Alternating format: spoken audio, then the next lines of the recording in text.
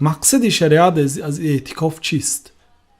شریعت وقتی که یک کار را سفارش میدهد یا ترغیب میکند همین کار را اجرا کنید میگوید، در آن فایده های زیاد هست برای پیروان شریعت.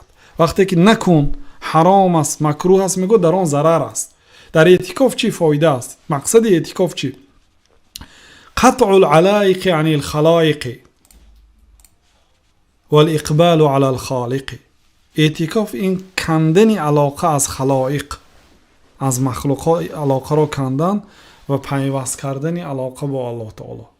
یعنی در این 10 شب اقلا انسان از تمام مخلوقات گویا که از دنیا گذشت، دیگه هیچ کسی را نمیشناسد، فقط سوال و جوابش با الله تعالی. بگذار 10 شبانه روز با الله تعالی باشد، هیچ گپی ندارد. انسان ها برای راحت جسمشان 24 ساعت 24 شبانه روز 12 شبانه روز به جایهای دمگیری ها می روند برای آبادی جسمشان. روح هم برای ما حقوق عظیم دارد. روح، حق روح را هم دادن. اگر روح به غذا حاجت دارد، اگر روح بیمار شود دیگه این پول و مال شما، دیگه این خوراک مزه طعامتون رو نمیچشید.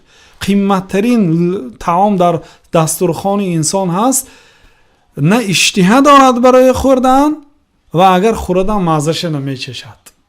اما یک کمبغل، یک بنده صالح الله تعالی هم آب می نوشد یک لذت میبرد. خیلی که بعضی علماها گفتن که لتسالون یومئذ عن النعیم، روز قیامت روزی است که شما از نعمت ها پرسیده میشید. تفسیر نعمت ها و گفتن که آب خنک، یا آب خنک از این نعمت های ما رو اونها ندیدن، لیکن واقعا این نعمت ها در نظر بیننده نعمت است، لیکن در نظر خود آن آدم اگر گناهکار باشد از این، از زن و فرزنداش، از خانه هاش، از پول و مالش استفاده نمیبرد، لذت نمیبرد اگر از طاعت الله تعالی دور باشد.